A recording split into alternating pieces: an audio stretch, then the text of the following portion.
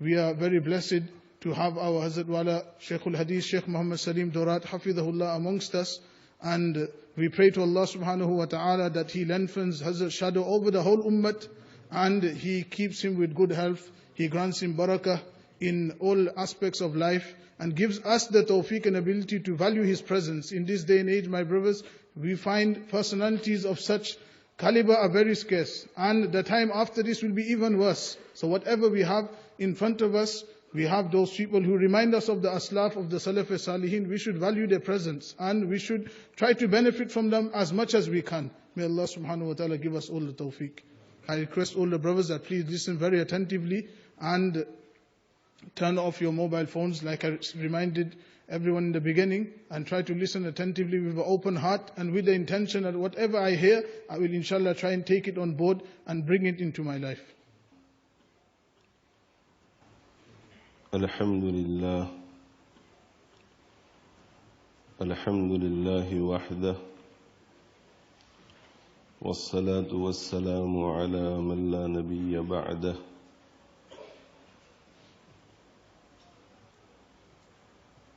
أما بعد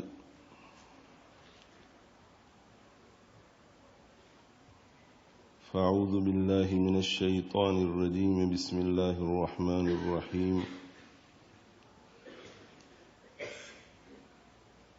وسارعوا إلى مغفرة من ربكم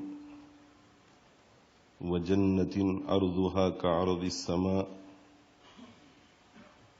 أعدت للمتقين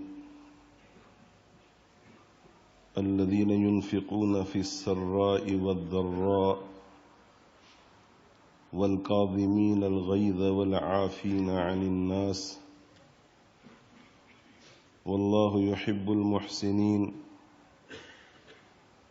والذين إذا فعلوا فاحشة أو ظلموا أنفسهم ذكروا الله فاستغفروا لذنوبهم ومن يغفر الذنوب إلا الله ولم يصروا على ما فعلوا وهم يعلمون أولئك جزاؤهم مغفرة من ربهم وجنات تجري من تحتها الأنهار خالدين فيها ونعم أجر العاملين.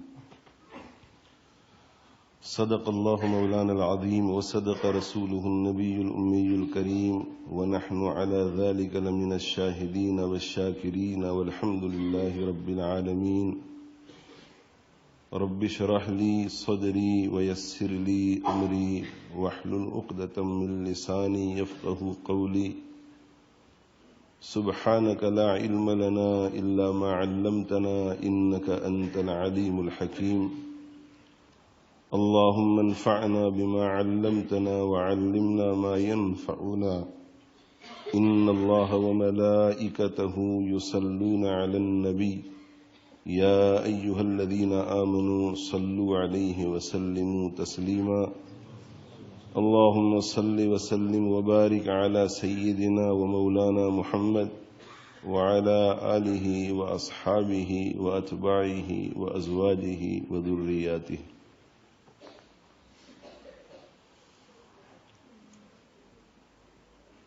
Respected ulama,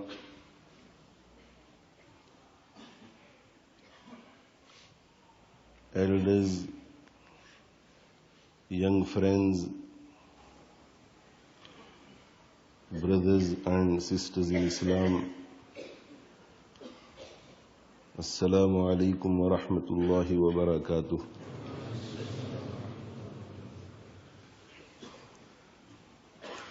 Allah subhanahu wa ta'ala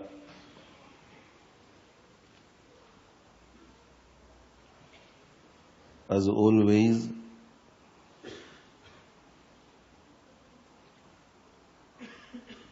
has showered His mercies upon us and granted us the tawfiq to participate in this Deeni gathering, religious gathering, the 21st Annual Youth Conference organized by the Islamic Dawah Academy in Leicester.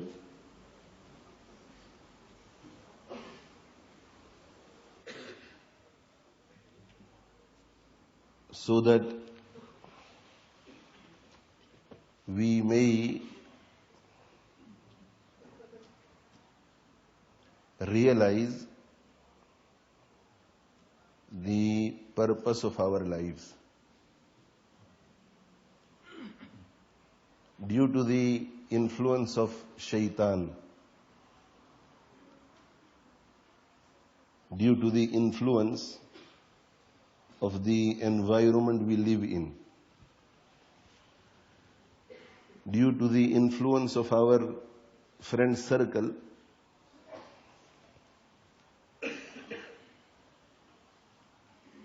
we many a times falter, slip, and become negligent of the purpose of our creation. And Allah subhanahu wa ta'ala, only through His infinite mercy and grace, organizes Deeni and religious programs, grants us the tawfiq to attend, grants the speakers the guidance to say what is beneficial for us, grants us the tawfiq to listen carefully and to digest what is being said. And after many months, many weeks, sometimes many years, we are able to come onto the straight path again, feel proud of being a Muslim, and exert effort in trying to carry out the commands of Allah subhanahu wa ta'ala so that He may become happy with us. It is for this reason I have said that once again, as always, Allah subhanahu wa ta'ala has granted us through His infinite mercy only, through His kindness only, the tawfiq to participate in another Deeni gathering.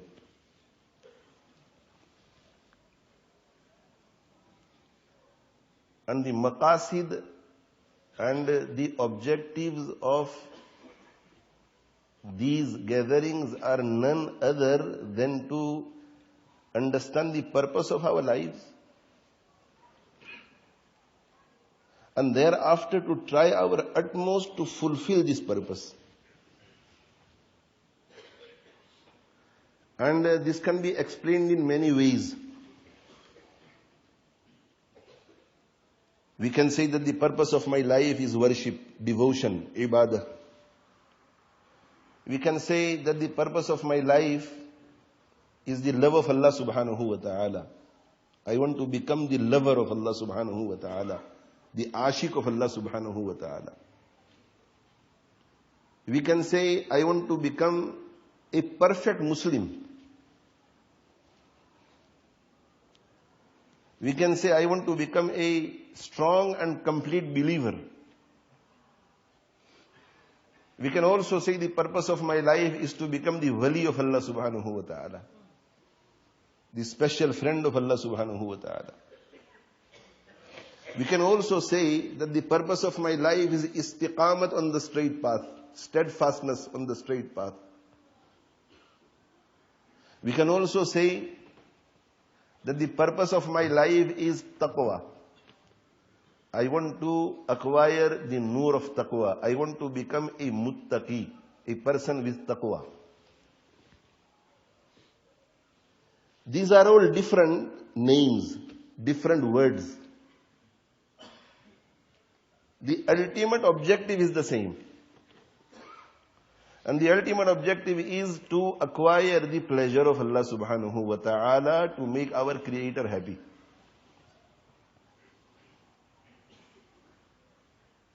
If Allah becomes happy, then we are His special friends. If Allah becomes happy, He will love us. In order for Allah to become happy with us, we have to tread the path which is known as a Siratul Mustaqim, so istiqamah is there. We have to abstain from everything that displeases Him, so taqwa is there. And when a person acquires taqwa, when he abstains from everything that displeases Allah, when he carries out all the commands of Allah subhanahu wa ta'ala, he is a perfect Muslim, he is a strong believer. Different names, but they all relate to the same thing. Our aim in life, my friends, is nothing other than the pleasure of Allah subhanahu wa ta'ala.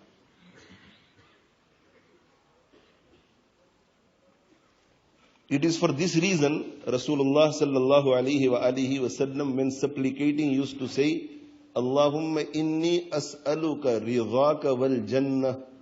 Oh Allah, I ask from you your ridha, your pleasure, your happiness. Wal Jannah and Jannah. So Jannah comes after the pleasure of Allah subhanahu wa ta'ala. Because if the pleasure of Allah subhanahu wa ta'ala is acquired, everything is acquired. If Allah is happy with us, that means Allah is ours. If Allah is happy with us, Allah is ours. If Allah is happy with us, Allah is ours. And if Allah is ours, everything is ours. And if Allah is unhappy with us, nothing is ours. Because Allah is not ours. Allah is not in our favor. So if Allah is happy with us, Allah is ours. If Allah is ours, everything is ours. And if Allah is unhappy with us, He is not ours. He will not favor us. And if Allah does not show us favor, then nothing is ours. So if Allah is ours, despite having nothing, everything is ours. And if Allah is not ours, despite having everything, nothing is ours. अगर एक तू नहीं मेरा तो कोई शय नहीं मेरी. तू एक मेरा तो सब मेरा, फलक मेरा, जमी मेरी. अगर एक तू नहीं मेरा, if you one and only is not mine, अगर एक तू नहीं मेरा, if you, the one and only, is not mine, then nothing is mine. अगर एक तू नहीं मेरा तो कोई शय नहीं मेरी. तू एक मेरा, if you the one and only is mine, तो सब मेरा, everything is mine. फलक मेरा, जमी मेरी. The heavens are mine and the earth is mine. तुम नहीं हासिल तो कुछ हासिल नहीं. If I cannot acquire you, O my Creator, then I have not acquired anything. Even if I become a king of a nation, if I cannot acquire you, your pleasure, then nothing is mine. तुम नहीं हासिल, if I cannot acquire you, तो कुछ हासिल नहीं, then I have acquired nothing, despite having everything.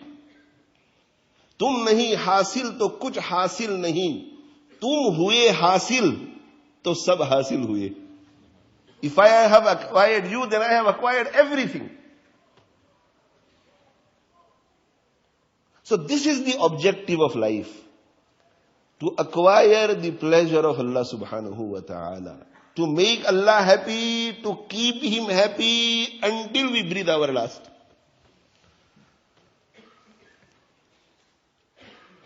To make Allah happy and to keep Him happy until we breathe our last. Each and every second of our lives should be spent in such a way that Allah never becomes unhappy. Allah is always happy with us.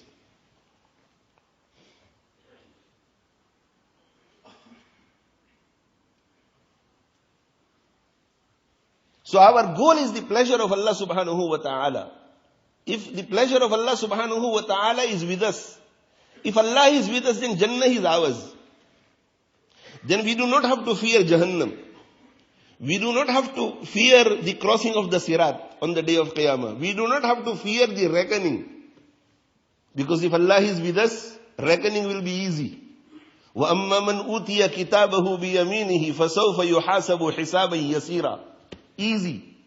Reckoning will be easy. For some it will be easy, for some it will be very easy. If we please Allah, for some it will be easy, for the others it will be very easy. The Prophet ﷺ said that 70,000 individuals from my ummah will go into Jannah without any reckoning. Without any reckoning. There will be no reckoning, no hisab on the day of Qiyamah. And when these 70,000 will start walking towards Jannah, Allah subhanahu wa ta'ala will say, no, call them back. Because I want to grant them even more greater honor. More greater honor. Oh Allah, what is that honor? Allah will call them and say that each of you take another 70,000 without reckoning. So 70,000 multiplied by 70,000 will have a very easy reckoning. They will go into Jannah without any reckoning. May Allah subhanahu wa ta'ala include all of us and all our dear ones, near ones, associates from this group. And the other group who will have an easy reckoning. Easy reckoning. Reckoning will take place but easy. He will made to stand in the court of Allah subhanahu wa ta'ala. And Allah subhanahu wa ta'ala will ask 5 questions. لا تزول قدم ابن آدم يوم القيامة حتى يسأل عن خمس. The feet of every human will not move from his place on the day of Qiyamah until he answers 5 questions. An umurihi fima afna. Regarding his whole life, where he spent it. Wa an shababihi fima ablah. Regarding his youth, where he spent it. Wa an malihi. Regarding his wealth. Min ayna iktasabahu. From where he earned it. Wa fima anfaqahu. And where he spent it. وَعَمَّا عَمِلَ فِيمَا عَلِمْ. And regarding his ilm, how much did he practice what he knew? Each person will have to go through this interrogation.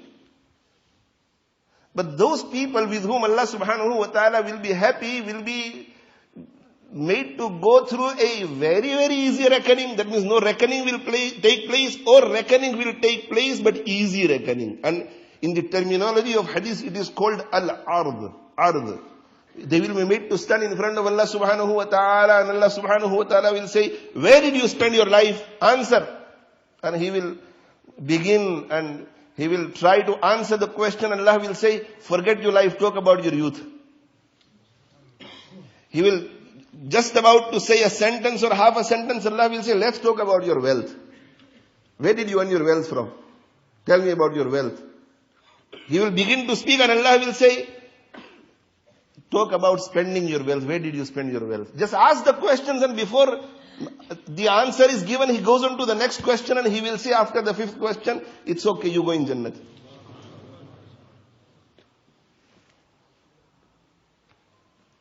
If the pleasure is acquired, the pleasure of Allah subhanahu wa ta'ala, everything is made easy. Person will not fear Jahannam. Person will not fear reckoning. The person will not fear the horrors of the day of Qiyamah. The person will not fear the punishment in the grave. The person will not fear the time of death. The time of death. Because he knows that my Creator is pleased with me, so I don't have to fear anything. If my Creator is pleased with me, then the hereafter is better for me than this world. He will long to meet his Creator if he has pleased his Creator. Bilal radiyallahu anhu, he is in his last moments and he is saying, wa tarabah, my fortune, I am leaving this world. So the wife says that you are leaving this world and you are saying, my fortune. He said, yes, غَدًا نَلْقَ الْأَحِبَّةَ مُحَمَّدًا وَحِزْبَهُ. Soon I will be meeting my friends, my partners, my associates, Muhammad sallallahu alayhi wa alihi wasallam and his group. Al-Maut Jasrun yusilul Habiba ilal Habib. The pious people, the awliya, they say, Al-Maut, what is death? What is death? Is a gift. The Prophet sallallahu alaihi wasallam says, Tuhfatul mu'mini al-maut. The gift for a believer is death. Death is a gift for a believer. Why? Because it is the veil of death that is preventing him from meeting his beloved. It is this curtain of death. It is this wall of death. It is this barrier of death that is preventing him from meeting his beloved. So the awliya, they say, Al-Mautu Jasrun. Death is a bridge. Death is a bridge. Yusilul Habiba ilal Habib. Which facilitates for the lover the meeting with his beloved.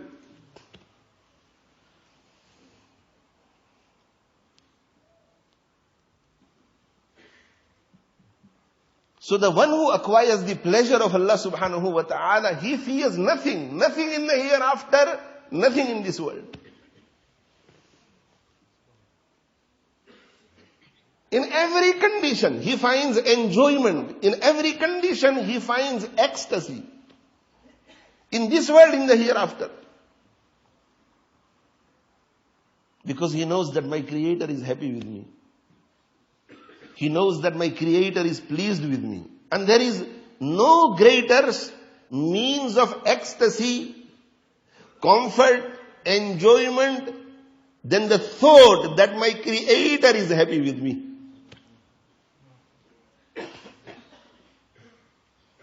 And for this, my friends, we need taqwa. Taqwa. Because Allah becomes unhappy when a person disobeys Him.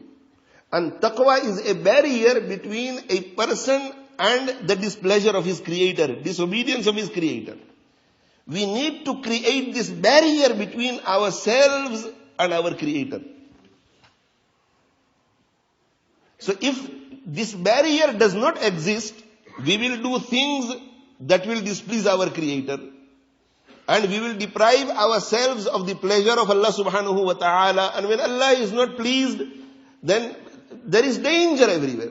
Danger in this world, danger in our family life, danger in our rizq, danger in our comfort, danger in our peace of mind, danger in our tranquility of the heart, danger in our khatima, the final departure, danger in the grave, danger on the day of Qiyamah, danger at the time of reckoning, danger on the Sirat. We may find ourselves in the fire of Jahannam. Danger. When we remove the curtain and the barrier of taqwa. And as soon as we create a barrier of taqwa between ourselves and disobedience to Allah subhanahu wa ta'ala, we will not be able to disobey Allah. And if we do not disobey Allah, Allah will always remain happy with us. And when Allah is happy with us, no danger, neither in this world nor in the hereafter. خَلِّ الذُّنُوبَ صَغِيرَهَا وَكَبِيرَهَا ذَاكَ التُّقَى. Abstain from sins. خَلِّ الذُّنُوبَ. Abstain from sins. صَغِيرَهَا, minor, وَكَبِيرَهَا, and major. Do not differentiate between a minor sin and a major sin. Minor, major is for academic purposes only. Not for practical life. As far as the practical life is concerned, minor sin and major sin, both are to abstain from. It is only for academic purposes. Certain ahkam depend upon whether the sin that a person committed was minor or major. So it is for academic purposes. The list of major and list of minor is not there for us to think this way that, oh, this is major, so I have to stay away from it, and this is a minor, so it doesn't really matter. No. Abdullah ibn Abbas, radiyallahu ta'ala anhum, used to say, Kullu ma nuhiya anhu fahuwa kabiratun. Everything that Allah subhanahu wa ta'ala has commanded us to refrain from, be it from the major category, be it from the minor category. As far as a mu'min is concerned, it falls within the category of major disobediences. Because to disobey the Creator, however insignificant that act may be, how can you disobey the Creator? Disobedience is disobedience, whether it falls in the category of major sins or minor sins. Hakimul Ummah, Maulana Ashraf Ali Thanvi, rahimahullah ta'ala, used to say that, have you seen an intelligent person who says that stay away from a large scorpion, but not a small one? Have you ever seen an intelligent person who says that this is only a small snake, so it doesn't matter if my child plays with it? Both are equally dangerous, the large and the small. Similarly, the sin, be it major or minor, they are both dangerous. Khalli dhunub. In order to become a muttaqi, a person has to abstain from every sin, saghira or kabira, minor or major. And remember one thing, my friends, in the definition of the major sin and the minor sin, the ulama have stated that a minor sin remains a minor sin as long as a person does not look down upon it. As soon as a person looks down upon it and he begins to feel in his heart, oh, it's only a minor sin. It's only a minor sin. It doesn't really matter if I commit this sin. It's only a minor sin. This sin for the whole ummah is minor, but for this particular person, this sin has become major.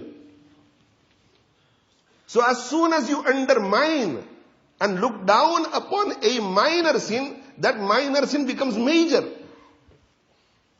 So kullu ma nuhiya anhu fahuwa saghiratun, fahuwa kabiratun. Ibn Abbas radiyallahu anhu says that every sin, be it major or minor, is always major as far as the practical aspect of a human is concerned. Khalli dhunub, saghiraha wa kabiraha, dhakat tuqa. Refrain from sins, major and minor, dhakat tuqa. That is taqwa. La tahkiranna saghiratan, do not look down upon a minor sin. Innal jibala minal hisa. Because the mountain that you see in front of you is made of small pebbles. When small pebbles gather together, they become a mountain. So when small sins gather together, they become a mountain, and they will lure you towards major sin. And after major sin, another major sin. And thereafter another major sin. And you will soon find yourself committing major sins. So the minor sins will take you towards major sins, and then major sins will take a person towards kufr. Every sin has an effect of kufr. Every sin has the germs of kufr. So the minor sins, they take a person towards major sins, and when a person continues to commit major sins, the germs of kufr increase, and it is possible that a person may find within his heart doubt regarding the aqaid and the beliefs of Islam, and soon he may find that although practically or outwardly he is a Muslim, in the eyes of Allah subhanahu wa ta'ala he is a Muslim no more. He will lose his iman in this very world. So it is a poison. Sin is a poison which can lead to destruction, which can lead to kufr. So in order to acquire the pleasure of Allah subhanahu wa ta'ala, we need taqwa. Taqwa, a barrier between ourselves and the displeasure of Allah subhanahu wa ta'ala. A barrier between ourselves and the disobedience to Allah subhanahu wa ta'ala. Taqwa. Everything is promised for those people with taqwa. Alif Lam Mim, Dhalikal Kitabu La Rayba Fihi Hudan Lil Muttaqeen. This book is a source of guidance for those people who have taqwa. They will be able to benefit fully and 100% from the guidance of this book.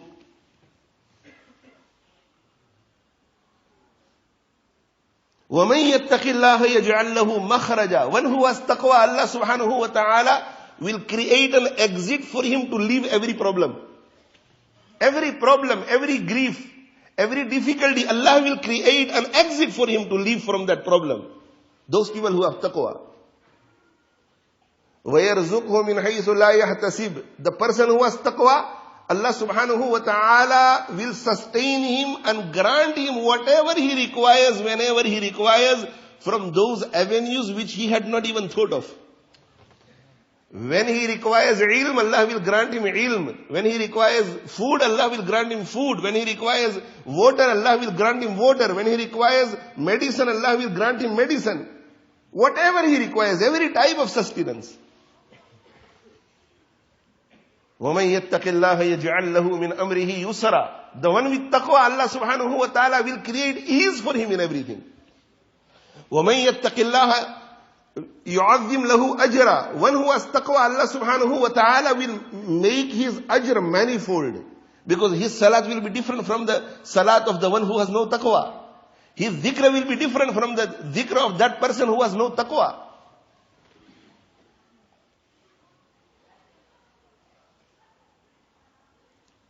So the goal of life from today, my friends, is acquiring the pleasure of Allah. Acquiring the pleasure of Allah. And in order to acquire the pleasure of Allah subhanahu wa ta'ala, we need taqwa in our lives. Taqwa. Taqwa is a must. We need taqwa in our lives. So pleasure of Allah subhanahu wa ta'ala and taqwa goes hand in hand. If a person has acquired the pleasure of Allah subhanahu wa ta'ala, it is a proof that he has taqwa. And if a person has taqwa in his life, then he definitely has acquired the pleasure of Allah subhanahu wa ta'ala. Taqwa. As soon as a person acquires taqwa, he becomes the wali of Allah subhanahu wa ta'ala. أَلَا إِنَّ أَوْلِيَاءَ اللَّهِ لَا خَوْفٌ عَلَيْهِمْ وَلَا هُمْ يَحْزَنُونَ. Listen carefully. The friends of Allah subhanahu wa ta'ala, the special friends of Allah subhanahu wa ta'ala, the awliya of Allah subhanahu wa ta'ala, لَا خَوْفٌ عَلَيْهِمْ وَلَا هُمْ يَحْزَنُونَ. There will be no fear upon them, nor will they grieve, neither in this world, nor at the time of death, nor in the grave, nor in the hereafter. No fear, no grief. Who are the friends of Allah subhanahu wa ta'ala? Who show miracles, who exhibit extraordinary feats? No. الَّذِينَ آمَنُوا وَكَانُوا يَتَّقُونَ. This is the definition of a wali in the Quran. الَّذِينَ آمَنُوا, those people who have iman, وَكَانُوا يَتَّقُونَ, and have taqwa. Iman and taqwa, the only two requirements to become a wali of Allah subhanahu wa ta'ala. I always tell my Muslim friends that alhamdulillah, we already have one item, iman. We only have to exert a little bit of effort and become a muttaqi so that we also become the walis of Allah subhanahu wa ta'ala. We are not far away from the wilayat of Allah subhanahu wa ta'ala. And all of us, alhamdulillah, over and over again, become the special friends of Allah subhanahu wa ta'ala, but become ungrateful and turn away from Him again, unfortunately. All of us who are sitting here, alhamdulillah, in their lives, many times have become the special friends of Allah subhanahu wa ta'ala. They have become walis.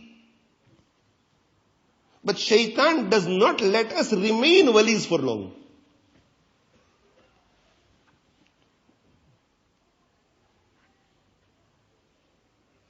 In order to become wali, you need two things, iman and taqwa.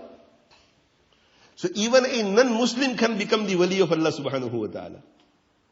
A non-Muslim will become the wali of Allah subhanahu wa ta'ala when he carries out two things. He accepts iman and thereafter adopts taqwa. And a Muslim is already a believer, so he already has iman, so he only needs to do one thing, adopt taqwa.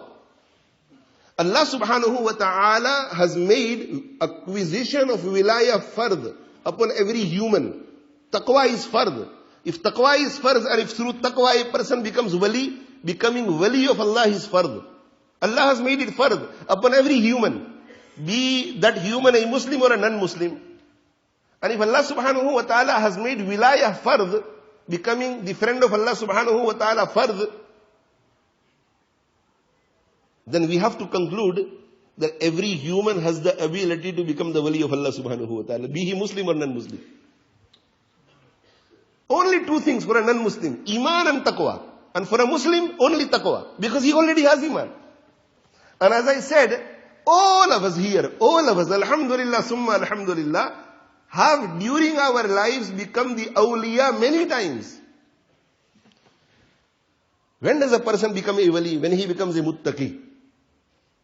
So when during the month of Ramadan, we 100% repent sincerely from all sins, and we stop all sins, and we make a firm resolution that come what may, now this is how my life is going to remain. No more girls, no more clubs, no more drugs, no more alcohol, no more lying, no more cheating, no more disobeying parents. And alhamdulillah, we find in the month of Ramadan, maybe after the 10th, maybe after the 15th of Ramadan, maybe in the last Ashra, maybe after the 27th night, that yes, the jazba is there, the zeal is there, and 3 days pass in taqwa, without disobeying Allah subhanahu wa ta'ala. And at that precise moment, there is no intention whatsoever to commit any sin after Ramadan. During those days, my friends, you are the wali of Allah subhanahu wa ta'ala. Wali of Allah subhanahu wa ta'ala. How grateful, how merciful is our Creator. How merciful is our Creator, that despite all our filth, He grants us the tawfiq and He elevates us to the status of becoming His special friends. And it is we who become ungrateful, and after Ramadan, on the day of Eid al-Fitr, we turn our faces from Allah subhanahu wa ta'ala. 2 weeks after Umrah, 2 weeks after Hajj, we turn our faces from Allah subhanahu wa ta'ala. Today, my friends, right here in this building of the Islamic Dawah Academy, in this masjid of the Islamic Dawah Academy, in this gathering of thousands, and those of my brothers and sisters who are listening at home, in many parts of the world, I urge all of you, let us not wait for the next hour, let us not wait for the next minute, let us not wait for the next second. Right now, here, let our hearts turn to Allah subhanahu wa ta'ala with grief, with remorse, with regret. And let us make a firm resolution with our Creator that, oh Allah, enough is enough. Enough is enough. We are making a firm resolution that from today we will remain your slaves only. We will never become slaves to our nafs or shaitan. Make a firm resolution, my friends.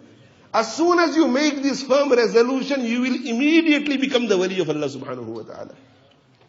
And thereafter, try your utmost to become the wali of Allah subhanahu wa ta'ala. Remain the wali of Allah subhanahu wa ta'ala by staying away from everything that displeases Him. And if overcome by shaitan, nafs, environment, wrong company, immediately make tawbah and reaffirm your pledge with Allah subhanahu wa ta'ala and become wali again. So become a wali now. Thereafter try your utmost to remain a wali. Shaitan's effort will be to make you move away from that status of wilayah. So he may push you away from that status of wilayah through a filthy action of yours. He may make you commit something which is very filthy, which is very evil. But don't become despondent. No, don't become despondent. Make a U-turn. Make a U-turn through tawbah. Tawbah. The literal meaning of tawbah is to turn. So tawbah is U-turn. Make a U-turn. Fight with the shaitan. The shaitan pushes you away from that platform of wilayah. Don't give up. Fight back and make tawbah and return to that platform. He pushes you away again. Make tawbah and return to that platform. He pushes you away again. Make a firm resolution again. Say, oh Allah, forgive me, oh Allah, and return again. If you continue this struggle with shaitan, what is going to happen? Wilayah, sin, tawbah, so wilayah again. Sin, tawbah, so wilayah again. You are rebounding yourself all the time through tawbah. You are here wilayah. Wilayah, shaitan will throw you away from wilayah by making you commit sin. So you are here now. So again tawbah, wilayah. So wilayah, sin, tawbah, wilayah. Sin, tawbah, wilayah. Sin, tawbah, wilayah. Sin, tawbah, wilayah. If you continue with this cycle, then what will happen is that you are on wilayah, shaitan tries to push you. He succeeds. You commit a sin. After sin you make tawbah, you return to wilayah again. He pushes you again and you commit a sin. Tawbah, you return again. Again he pushes you by making you commit sin. Sin, tawbah, you return again. If you continue with this cycle, what will happen is that your resolve will become more stronger. And the stamina to abstain from sins will get greater through the barakah of tawbah. So now shaitan will try to push you, he will not be able to push you. He'll push you a second time, he will not be able to push you.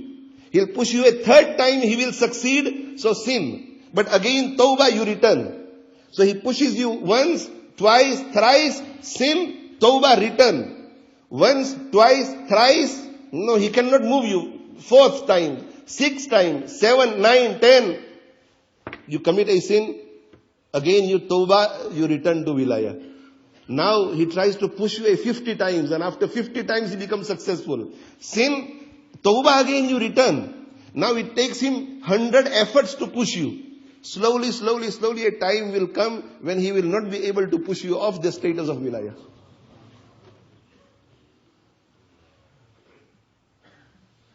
My friends, each and every one of you, it is my appeal, humble appeal to all of you. Humble appeal to all of you. Make this firm resolution that from today, I will not do anything, I will not say anything, I will not behave in a manner which will displease my Creator, even for a second. And if I do something wrong, if I make a mistake, and as soon as I realize, immediately or after 5 minutes, or after 1 hour, sometimes it takes a person to realize 24 hours. It takes 24 hours to realize. Sometimes it takes a person 3 days to, as soon as I realize, I will immediately return tawbah. Tawbah, return to wilayah. I want to remain the wali of Allah subhanahu wa ta'ala.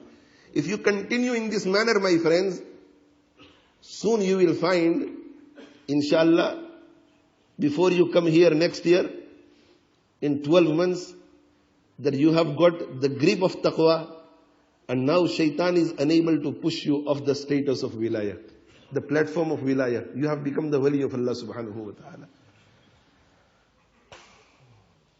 And when you become the wali of Allah subhanahu wa ta'ala, thereafter, taqwa does not remain bitter. So in the initial stages, it will be very bitter. Taqwa is very bitter in the initial stages. Very bitter. Very bitter. A beautiful girl is passing by me and I have to control my gaze. Very bitter. A handsome boy is passing by and for a girl to control her gaze. Very bitter. I have the habit of watching films. To abstain from watching films. Very, very bitter. Very bitter. Instead of going on the net, I've gone in my bed so that I do not commit any sins. I cannot sleep. I want to go on it's very bitter. When a person continues to swallow this bitter pill of taqwa, soon after 2 months, 3 months, 4 months, 6 months, 8 months, this very bitter pill of taqwa will become the sweet fruit of taqwa. Sweet fruit of taqwa. He will enjoy every moment of it. He will enjoy the sajda. He will enjoy the ruku. He will enjoy the waking up in the morning at tahajjud salat. There is nothing more sweeter than the sweetness of taqwa. There is nothing more sweeter than the love of Allah subhanahu wa ta'ala in one's heart. Hazrat Maulana Fazlur Rahman Ganj Muradabadi rahimahullah ta'ala, he used to say that when I place my forehead in sajda, I do not feel like lifting my head up. For us, it's difficult to put our forehead in sajda. If we perform salat behind an imam who is particular in regard to the ta'dil of salat, and he takes his time in his ruku and he takes his time in his sujood, we find that salat slightly difficult, burdensome, that ruku, that sajda. And many a times we find brothers that they get up from sajda and ruku before the imam. And they get stuck between the two postures. Even after realizing that I'm up a few inches and imam is still in the ruku or sajda, they cannot go back into ruku and sajda. Why, my friends?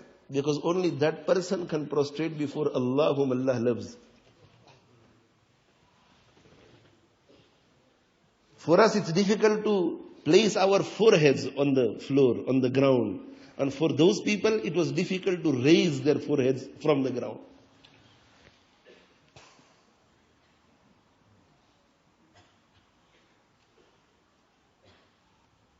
The kuffar and the mushrikeen of Makkah used to say during the time of the Prophet ﷺ that attack the Muslims when they are performing their salat. Why? Because they find sweetness in their salah more than the sweetness we find in consuming alcohol. So when they are performing salah, they find so much enjoyment in their salah that they forget everything, attack Muslims at that time. A person was performing salat and his horse was tied to a log. And whilst performing salat, a thief came and he started untying the horse. And some people saw this from a distance and they knew that we would not be able to reach that place and stop the thief. So they started shouting at this person who was performing salat. And it was nafl salat. That break your salat. Discard your salat. Let go of your salat. Because it is permissible in such conditions. Because the thief is going away with something which is very, very valuable. A horse in those days was like a Mercedes in our times. A horse. He is going off with the horse. Break the salat. Break your salat. Somebody is stealing your horse. But he continued with his salat. Despite hearing and knowing what people were saying. It's like somebody glued on the TV. And the mother is saying something, he hears everything and he replies as well. But his eyes are fixed on the TV. So he continued with his salat. By the time the people got to him, the thief had gone off with the horse. So after he completed his salat, they lamented him that you could have always repeated the 2 rakat. It was not necessary for you to continue. You could have repeated your 2 rakat or you could have repeated the salat you were performing. You could not save your valuable item. So he smiled. And he said, Ma kuntu fihe aladdu min dhalik. He said, owning a horse is a very, very enjoyable item. You feel proud that I have a very nice horse. I have a very nice Mercedes. I have a very nice car. So it is an enjoyable item. You find pride and you find good feeling inside. He said, yes, it is an enjoyable item. But he said, the salat that I was in was more enjoyable than the enjoyment of the horse. Ibrahim ibn Adham rahimahullah ta'ala used to say, Wallahi inna fi ladhatin law alimaha al-muluku lajadaluna alayha bis-suyuf. Ibrahim bin Adham rahimahullah ta'ala. He was a king at one time. And for the pleasure of Allah subhanahu wa ta'ala, he forsake everything. He was a king of a kingdom. And for the pleasure of Allah subhanahu wa ta'ala, he left everything. And he went away and he remained in the company of a pious personality and he became a wali of his time. So when the ministers came to convince him to return and take the throne again, he kept on saying no, they kept on insisting. And he was sitting at the bank of the river in a jungle at that time when they were convincing him. With very simple clothes. At one time he was the king. And how he repented? One day he was sleeping in his palace. And he heard some noise on the roof or on the balcony. So he got up and he went to see, and he saw two men looking for something. So he said, "Who are you and what are you doing here?" So he said, "We've lost our camel and we are looking for our camel." So he said, "Looking for a camel in the palace of the king? On the roof, on the balcony, looking for..." So he said, "Your matter is even more surprising than ours. Your matter is even more surprising than ours." What is that? He said, "You are looking for Jannah in comfortable beds. You are looking for Jannah in comfortable bed, in comfortable life." And this was from Allah subhanahu wa ta'ala, a source of guidance, and he repented. And he left his kingdom. So the minister said that, "Return to the throne again. You've left a kingdom. You were a king of the country." So when he saw that they do not understand that this life is better than that life, he took out a needle that was in the shawl that he was wearing, or the blanket that was covering top part of his body. He took out a needle and he threw it in the river. And he said, "Oh, the fishes of the river, bring me my needle." So dozens of fishes came out with a golden needle in their mouth. So Ibrahim bin Adham rahmatullahi alayhi said, "No, I do not want the gold, I want my needle." So all the fishes went down again and one fish came out with his needle. Ibrahim bin Adham rahmatullahi alayhi turned to the ministers and he said, "The one who has been given this kingdom by Allah subhanahu wa ta'ala, will he return to his old kingdom?"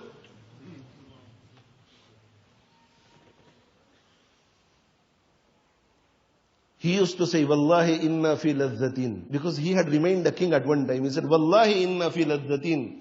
By Allah, we are in that ecstasy and pleasure and enjoyment. Law alimahal muluk, if the kings understood that enjoyment and if they knew of that pleasure, lajadaluna aliha bisuyuf, they would come on our doorsteps with their swords and they would try to snatch away that enjoyment from us.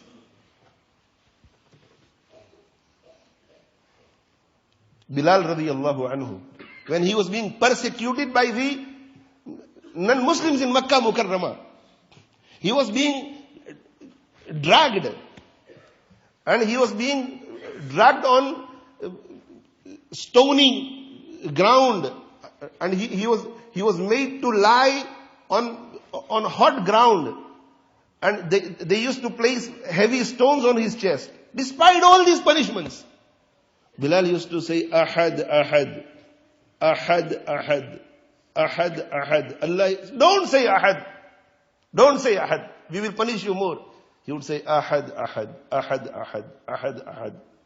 The ulama, especially the experts in Ruhaniyat, they say that the dhikr of Ahad, Ahad had so much sweetness that Bilal, when given bitter pills of punishment, used to console himself with the dhikr and the sweetness of Ahad, Ahad.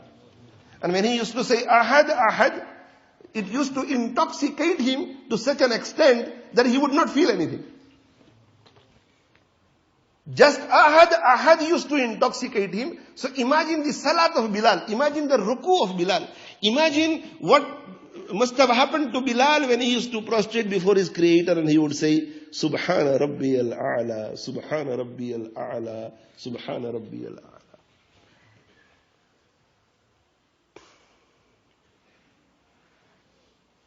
But for this, we need to initially swallow the bitter pill of taqwa. And it is Just swallowing the bitter pill of taqwa, that is called mujahada. We say mujahada, mujahada, mujahada, mujahada. What is mujahada? Mujahada, to remain hungry when the food is available, to remain thirsty when water is available, to sleep on the floor when bed is available, that is mujahada. To make wudu with cold water when hot water is available, that is mujahada. To walk when the car is available, that is mujahada. No, that is not mujahada. Mujahada. What is mujahada? Mujahada is that when the nafs entices you, when the shaitan misleads you towards disobedience to Allah subhanahu wa ta'ala, how bitter it may feel, do not disobey Allah subhanahu wa ta'ala. That is mujahada. So when the nafs sways you, when the nafs entices you, when the nafs tries to mislead you, when it comes to the obedience of Allah subhanahu wa ta'ala, to swallow that bitter pill and say, no, come what may, I will never disobey Allah subhanahu wa ta'ala, however difficult it is. At that time, in order to help you remember Allah, at that time, say that my Allah is watching me. وَاتَّقُوا اللَّهِ إِنَّ اللَّهَ خَبِيرٌ بِمَا تَعْمَلُونَ. Allah says that stay away from the disobedience to Allah. And how can you stay away from the disobedience to Allah? Make this muraqabah. إِنَّ اللَّهَ خَبِيرٌ بِمَا تَعْمَلُونَ. Allah is all aware of what you are doing. My Allah is watching me. My Allah is watching me. How can I do this? My Allah is watching me. If my father was watching me, would I have done this? If my wife was watching me, would I have done this? If my friends were watching me, would I have done this? Allah is watching me. How can I do this? Tell yourself, what if I die in this condition?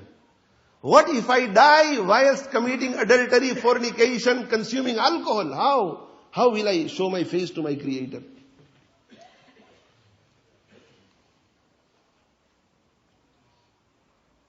Remember the hereafter. Remember the hereafter. One day I have to die. I will have to go in the grave. I will be made to stand in the court of Allah subhanahu wa ta'ala. I will be questioned regarding anything and everything I did in this world. The Prophet sallallahu alaihi wasallam says that a person will be resurrected on the day of Qiyamah in the state that he has died. What if I die in this condition? Everybody will see me on the day of Qiyamah in this condition. وَلَقَدْ هَمَّتْ بِهِ وَهَمَّ بِهَا وَرَاوَدَتْهُ الَّتِي هُوَ فِي بَيْتِهَا عَنْ نَفْسِهِ وَغَلَّقَتِ الْأَبْوَابَ وَقَالَتْ هَيْتَ لَكَ قَالَ مَعَاذَ اللَّهِ. What did Yusuf alayhi salatu wasalam do? When he was seduced by Zulaykha, he said, مَعَاذَ اللَّهِ, I seek refuge in Allah subhanahu wa ta'ala. So we learn from this that when we are faced with a difficult situation, and when we have to swallow this bitter pill of abstaining from disobedience to Allah subhanahu wa ta'ala, we have to turn to Allah subhanahu wa ta'ala and seek His refuge. Oh Allah, help me. Oh Allah, help me. Oh Allah, help me. We should never rely on our ability to abstain from sinful activities. Turn to Allah, ma'adallah. And thereafter remind ourselves, innahu rabbi ahsana maswai. He is my creator and He has granted me everything in this life. How can I disobey Him? It is He who has granted me these eyes. How can I disobey the very giver of the eyes with these eyes? It is He who has given me these ears. How can I disobey the very giver of these ears with these same ears? It is He who has given me this tongue. How can I obey the giver of this tongue with the same tongue? How is it possible? If I disobey my Creator with what He has given me, I will become a zalim. I will become an oppressor. Innahu la yuflihu dhalimun. And an oppressor, the oppressors never become successful. I will fail in this world. I will fail in the hereafter. No, I cannot commit sins. I cannot commit sins. Make this firm resolution, my friend. We will turn to Allah subhanahu wa ta'ala always. I will just narrate one incident before concluding. That we have to swallow these bitter pills. And when we swallow these bitter pills, inshallah, today, lowering your gaze will be bitter. Tomorrow, lowering your gaze will become so sweet, so sweet, so sweet. Because the Prophet sallallahu alaihi wasallam says that the glance at a non-mahram lady, glance at a non-mahram man is a poisonous arrow from the arrows of shaitan. The Prophet sallallahu alaihi wasallam says that one who, Allah says, the Prophet sallallahu alaihi wasallam quotes in Hadith Qudsi, that one who protects and safeguards his eyes from this sin, Allah subhanahu wa ta'ala will grant him the sweetness of Iman in his heart. And soon a time will come when he will feel this sweetness. And he will look for opportunities to lower his gaze. Now we are looking for opportunities to make our eyes filthy with disobedience to Allah. Thereafter we will look for opportunities so we are able to lower our gazes and find the sweetness of Iman in our hearts. Bitter pills in the initial stages. Sulaiman ibn Yasar, rahimahullah ta'ala, a great scholar of Medina Munawwara, a great faqih of Medina Munawwara, from the 7 well-known fuqaha of Medina Munawwara. It is a terminology, al-fuqaha us-sab'a, the 7 fuqaha of Medina Munawwara. He was one of them. He and his friend, they traveled from Medina Munawwara to go to Makkah Mukarramah for Hajj or Umrah. On the way, they stopped at a place beneath a mountain, and they both decided that one should go for shopping and the other will make preparations here. They wanted to have food. So they prepared a tent to stay for a few hours or maybe a night. One of them left. Sulaiman ibn Yasar rahimahullah ta'ala, very handsome young man, a faqih of his time, he remained behind. And on top of the mountain or a hill, a family lived. They had a house built on the mountain. And they had a young daughter who was also very beautiful. So when her gaze fell on Sulaiman ibn Yasar rahimahullah ta'ala, she immediately fell in love with him. And shaitan and nafs enticed her. And the only thing that was in her mind at that moment was to fulfill her desire with Sulaiman ibn Yasar rahimahullah ta'ala. So she was watching very carefully the movements of the two visitors. When she saw that one of them has gone, she came down and she entered the tent. And as soon as she entered the tent, Sulaiman ibn Yasar rahimahullah ta'ala's gaze fell on her, and according to the Quranic injunctions, he immediately controlled his gaze and he said, can I help you? So she said, yes, I am in need. So he said, money or food? So she said, no, I want from you what a woman desires from a man. Immediately Sulaiman ibn Yasar rahimahullah ta'ala started weeping. Because they had the fear of the hereafter. Fear of the hereafter, that Allah subhanahu wa ta'ala is testing me. What if I fail this test? What will happen to me on the day of Qiyamah? What will happen to me in the grave? What if I die in this condition? What if I fail this test? Oh Allah, he started crying. Attention towards Allah subhanahu wa ta'ala. When this girl noticed him crying very loudly, she feared her honor. And she ran out of the tent and she left. When the other friend and companion returned, he saw that Sulaiman ibn Yasar rahimahullah ta'ala had cried excessively. His eyes were very red. He said, why are you crying? Or why were you crying? He said, I was remembering the family. See how sincere these people were. How sincere. I always tell friends that the people of the past used to do much but reveal little. And nowadays we do little but reveal much. We exaggerate, we lie. We all of us like to be on the front page of a newspaper. Some responsible people in the masajid, they do something very small and insignificant, but they feel so proud to be in the local newspaper, maybe on the last page. It's like a souvenir for them. Oh, we've done something. TV, YouTube, newspaper. He said, no, I was remembering the family, children, wife. He said, no, I know you. When you remember family or children, you don't cry so much. Tell me what happened. So he narrated the whole incident. When he narrated the whole incident, the companion began weeping. He said, why are you crying? He said, I'm crying because if I was on your place, I would not have been able to save myself. I am crying because I fear that what if I am placed in a similar situation? See how much fear they had. They both left, they went for Umrah, they performed their Umrah, and one day Sulaiman ibn Yasar rahimahullah ta'ala was sitting in the Mataf, in the Haram Sharif in front of Kaaba, between Hajar Aswad and Maqam Ibrahim, and he dozed off to sleep and he saw a dream. And in his dream, he saw Yusuf alayhi salatu wassalam. He said, "You are so handsome, you look so pious, who are you?" He said, "I am Yusuf." He said, "Yusuf the Siddiq?" Because the Quran says, "Yusuf, ayyuha Siddiq." You are Yusuf the Siddiq? He said, "Yes, I am Yusuf the Siddiq." So he said, "Your incident with Zulaykha is mind-blowing. Zulaykha was so pretty. You were young and handsome as well. And you were given the opportunity to fulfill your desire with one of the most beautiful woman in the whole of Egypt, and you control yourself." Yusuf alayhi salatu wasalam said, "Your incident below the mountain was more mind-blowing than my incident. Because I am the Nabi of Allah, and a Nabi is masoom. You are an ummati. Ummati is not a masoom. Despite that, you control your nafs." So friends, the objective in life is the pleasure of Allah subhanahu wa ta'ala. Pleasure of Allah subhanahu wa ta'ala will be acquired through taqwa. What is taqwa? To abstain from every disobedience to Allah subhanahu wa ta'ala. And if we fail to repent immediately, repenting is also part of taqwa. So taqwa, this is the whole package. To abstain from disobedience to Allah.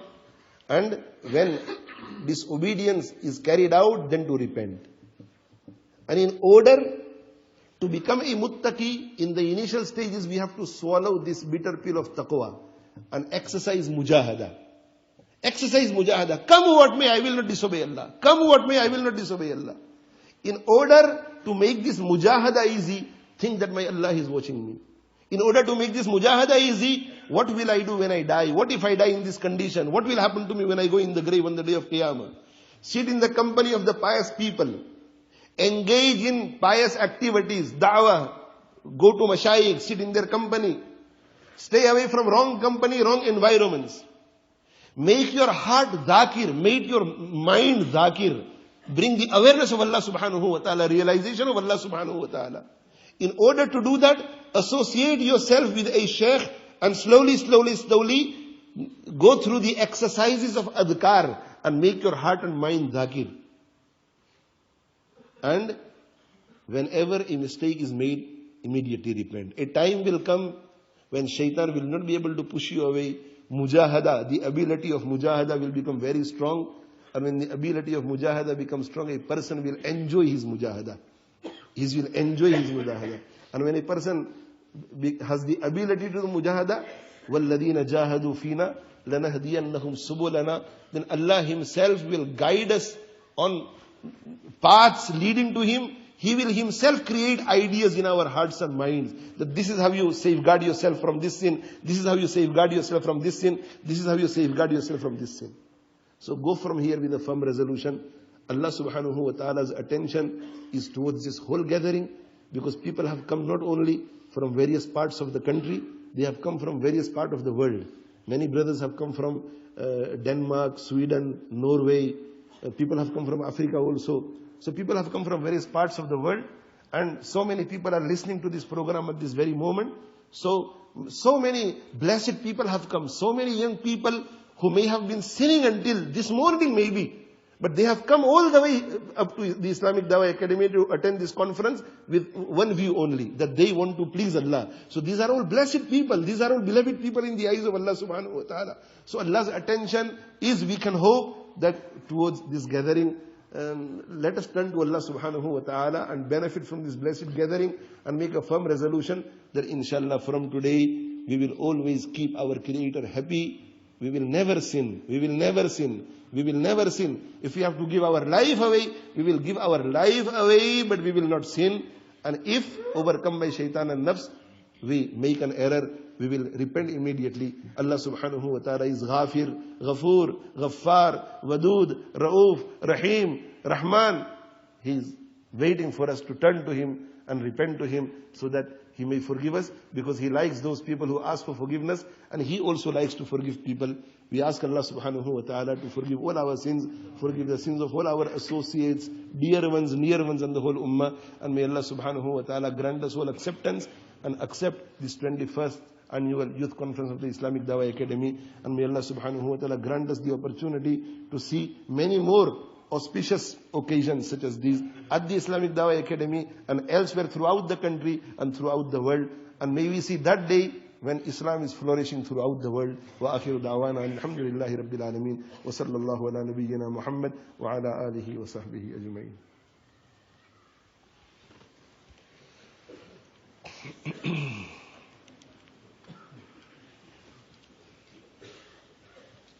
So many brothers and sisters have requested for dua. Make dua for them, make dua for those who may have wanted to request but they were unable to, and make dua for the whole ummah.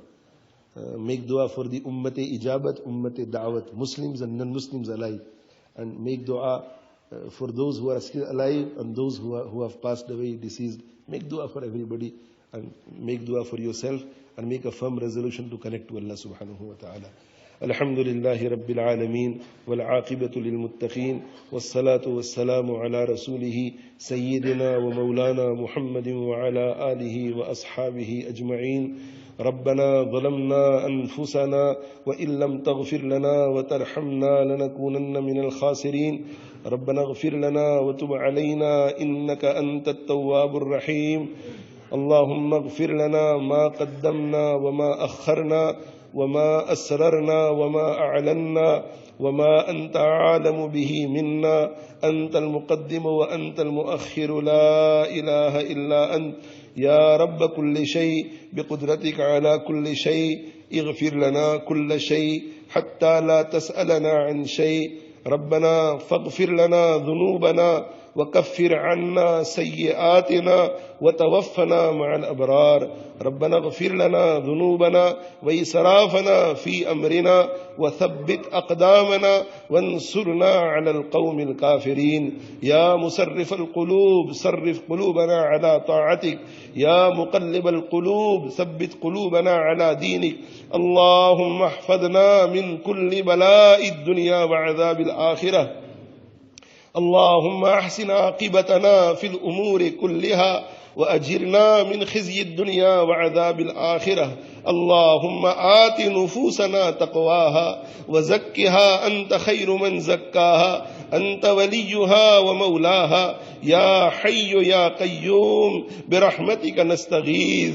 نستغفرك ربنا ونسألك التوبة وأصلح لنا شأننا كله ولا تكلنا إلى أنفسنا طرفة عين ولا تنزع منا صالح ما أعطيتنا. اللهم وفقنا لما تحب وترضى واجعل آخرتنا خيرا من الأولى. اللهم زينا بزينة الإيمان. اللهم زينا بزينة الإيمان. اللهم زينا بزينة الإيمان واجعلنا هداة مهتدين. اللهم رب ارحمهما كما ربياني صغيرا.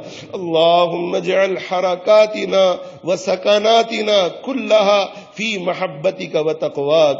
اللهم لا تؤمنا مكرك ولا تنسنا ذكرك ولا تهدك عنا سترك ولا تجعلنا من الغافلين. اللهم لا تجعلنا من الغافلين. اللهم لا تجعلنا من الغافلين. اللهم ارزقنا شهادة في سبيلك واجعل موتنا في بلد رسولك صلى الله عليه وسلم.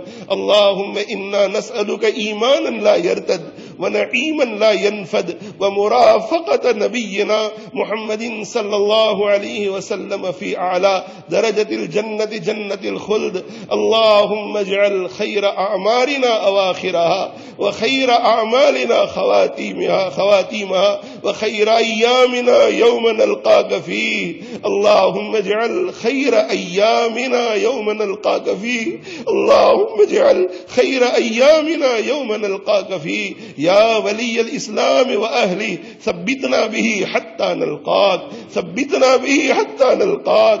ثبتنا به حتى نلقاك اللهم إنا نسألك حسن الختام والعفو عما سلف وكان اللهم اشف مرضانا وارحم موتانا اللهم أذهب الباس رب الناس اشف أنت الشافي لا شفاء إلا شفاؤك شفاء لا يغادر سقما ولا مرضا ربنا آتنا في الدنيا حسنة وفي الآخرة حسنة وقنا عذاب النار اللهم أعز الإسلام والمسلمين اللهم انصر الإسلام والمسلمين اللهم ألف بين قلوب المسلمين وأصلح ذات بينهم وانصرهم على عدوك وعدوهم اللهم اجمع كلمتهم على الحق اللهم وحد صفوفهم اللهم أنقذ إخواننا المسلمين المظلومين في كل مكان اللهم انصرهم ولا تنصر عليهم اللهم امكر لهم ولا تمكر عليهم اللهم زدهم ولا تنقصهم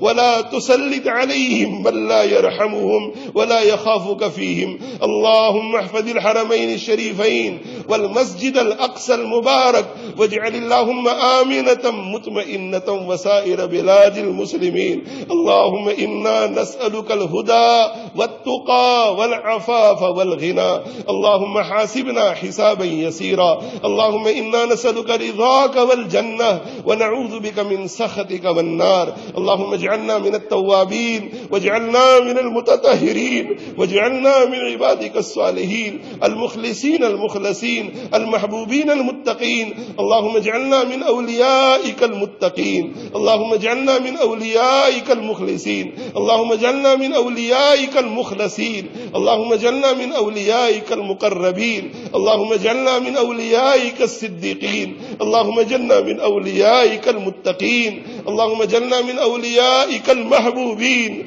اللهم اجعلنا من أوليائك المحبوبين اللهم اجعلنا من أوليائك المحبوبين يا أرحم الراحمين يا أرحم الراحمين يا أرحم الراحمين O أرحم الراحمين O the most merciful O the most merciful O the most merciful have mercy upon us have mercy upon us have mercy upon us O the most forgiving forgive our sins forgive our major sins forgive our minor sins we turn to you and repent sincerely in this blessed gathering in this blessed house of yours O Arhamur Rahimin forgive our sins forgive our major sins forgive our minor sins forgive all our sins O Arhamur Rahimin forgive the sins of our parents forgive the sins of our children our wives our brothers our sisters our families our relatives forgive the sins of our associates, our friends. Forgive the sins of our well-wishers. Forgive the sins of the whole ummah. Forgive the sins of the whole ummah. O Arhamur Rahimin, forgive the sins of the whole ummah. O Arhamur Rahimin, we are sinful. We are sinners. O Arhamur Rahimin, we accept our shortcomings. O Arhamur Rahimin, forgive our sins. Forgive our sins. O Arhamur Rahimin, forgive our sins. O Arhamur Rahimin, purify our hearts. O Arhamur Rahimin, purify our hearts. O Arhamur Rahimin, wash away the filth of our sins that lie on our hearts. O Arhamur Rahimin, O Arhamur Rahimin, O Arhamur Rahimin, grant us the tawfiq to follow your commands. O Arhamur Rahimin, enlighten our hearts with the nur of taqwa. O Arhamur Rahimin, create the barrier, the curtain, the wall of taqwa between us and your disobedience. O Arhamur Rahimin, safeguard us from everything that displeases you. O Arhamur Rahimin, grant us the tawfiq to do everything and anything that pleases you. O Arhamur Rahimin, enlighten our hearts with your love. Enlighten our hearts with the love of your Rasul sallallahu alaihi wasallam. Enlighten your hearts with your ma'rifat and recognition. O Arhamur Rahimin, enlighten our hearts with good morals and good characters. O Arhamur Rahimin, O Arhamur Rahimin, wash away the filth of evil traits that lie within our hearts. O Arhamur Rahimin, save our hearts from hasad and jealousy, from kibr, arrogance and pride. O Arhamur Rahimin, save our hearts from inclination towards sinful activities. O Arhamur Rahimin, fortify our hearts against the wasawis and whispers of shaitan and nafs. O Arhamur Rahimin, O Arhamur Rahimin, keep us steadfast on the Sirat-e Mustaqim. O Arhamur Rahimin, grant us istiqamah, grant us the ability to carry out mujahada. O Arhamur Rahimin, O Arhamur Rahimin, create in our hearts the hatred for your disobedience. O Arhamur Rahimin, create in our hearts the hatred for your disobedience. Create in our hearts the hatred for your disobedience. disobedience. Create in our hearts the love and inclination for everything that pleases you. O Arhamur Rahimin, make our ibadat and devotion perfect. O Arhamur Rahimin, better our muamalat, better our muasharat. O Arhamur Rahimin, better our akhlaq and morals and characters.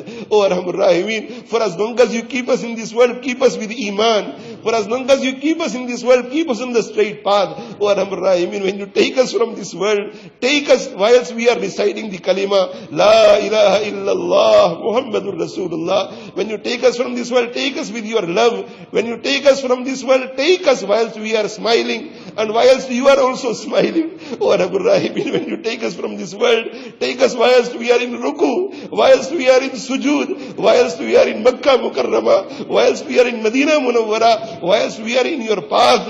O Arhamur Rahimin, when you take us from this world, take us in the state of your obedience, in the state of your wilayah. O Arhamur Rahimin, O Arhamur Rahimin, grant us a good departure, grant us husn khatima. O Arhamur Rahimin, grant us husn khatima. O Arhamur Rahimin, save us from the punishment of the grave. O Arhamur Rahimin, make our graves gardens from the gardens of paradise. O Arhamur Rahimin, save us from the horrors of the day of Qiyamah. Grant us shade under your throne on the day of Qiyamah. O Arhamur Rahimin, and shroud us in your mercy on the day of Qiyamah. O Arhamur Rahimin, make our reckoning easy for us. O Arhamur Rahimin, include us from those beloved servants who will be granted entry into Jannah without any reckoning. O Arhamur Rahimin, grant us our book of deeds in our right hands.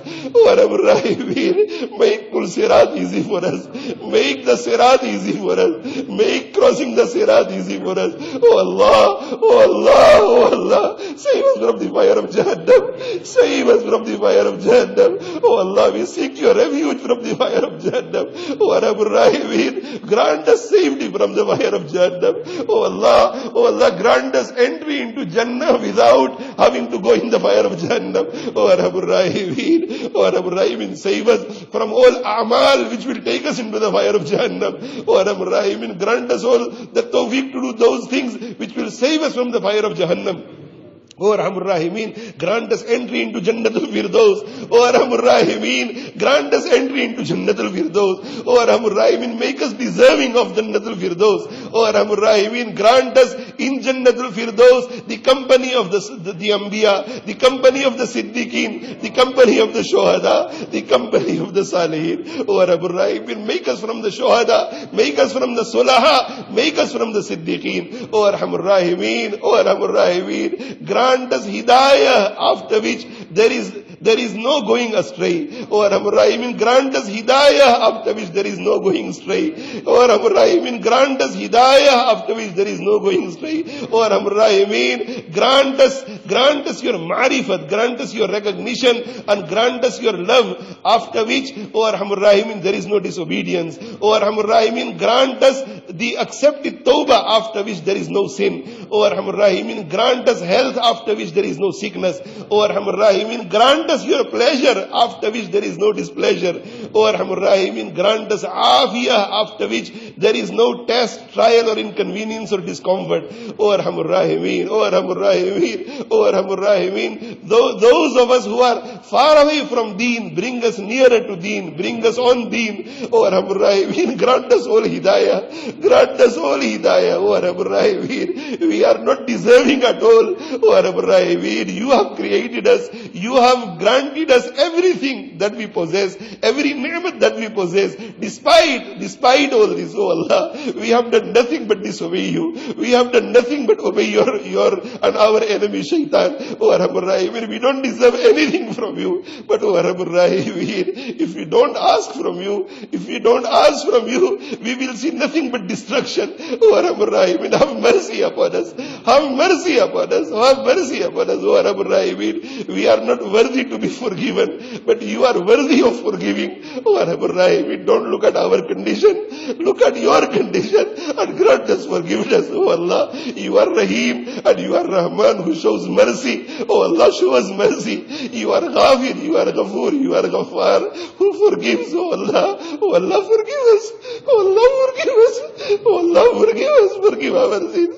Oh Oh Allah, we make a firm resolution that we will not sin again, we will not disobey you again, we will remain on the straight path. Oh Allah, assist us. Oh Allah, help us. Oh Allah, save us from shaitan and nafs. Oh Allah, we have become slaves to shaitan. We have become slaves to our nafs. Oh Allah, save us from shaitan. Save us from our nafs. Save us from our base desires. Oh Allah, grant us the true realization of what is wrong and what is right, what is good and what is bad. Oh Rabbul Rahimin, lead us towards khair. Save us from shar. Oh Allah, help us. Oh Allah, assist us. Oh Allah, save us. Oh Allah, save us. Oh Allah, save us. Oh Allah, grant us salvation in the hereafter. Oh Rabbul Rahimin, have mercy upon the whole ummah. Have mercy upon the whole ummah. Oh Rabbul Rahimin, give each and every individual of the ummah of your beloved Nabi sallallahu alayhi wa sallam the tawfiq to value his deen. Oh Allah, give us all the tawfiq to value our deen. Oh Rabbul Rahimin, give us all the tawfiq to appreciate our deen. Give us all the tawfiq to appreciate the beautiful teachings of our beloved Nabi sallallahu alayhi wa sallam. Oh Rabbul Rahimin, oh Rabbul Rahimin, open the doors of your mercies upon us. Open the doors of your assistance upon us. Oh Rabbul Rahimin, oh Rabbul Rahimin, the ummah is being persecuted throughout the world. Oh Rabbul Rahimin, help the ummah, assist the ummah, and oh Rabbul Rahimin, we know the cause and the reason. It is our turning our face away from your obedience. Oh Rabbul Rahimin, give us all the tawfiq to repent sincerely and to follow your beautiful deen, so that we become worthy of your assistance, of your nusrah, of your rahmah, of your mercy, of your barakah, of your blessings.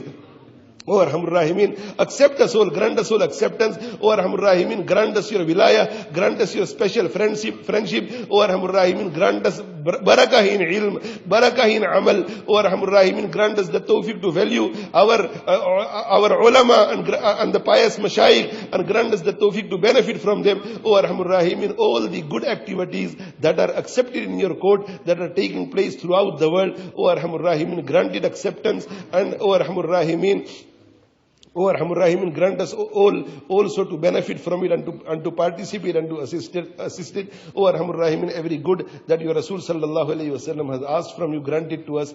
Every evil from which your Rasul sallallahu alayhi wasallam has seek refuge, grant us refuge from it. Rabbana taqabbal minna innaka antas samiul alim wa tub alayna innaka antat tawwabur rahim. اللهم اغفر لنا ولوالدينا ولأساتذتنا ولمشائخنا ولأهلينا ولمحبينا ولمحسنين ولمن له حق علينا ولمن أوصانا بالدعاء ولجميع المؤمنين والمؤمنات والمسلمين والمسلمات الأحياء منهم والأموات إنك سميع قريب مجيب الدعوات.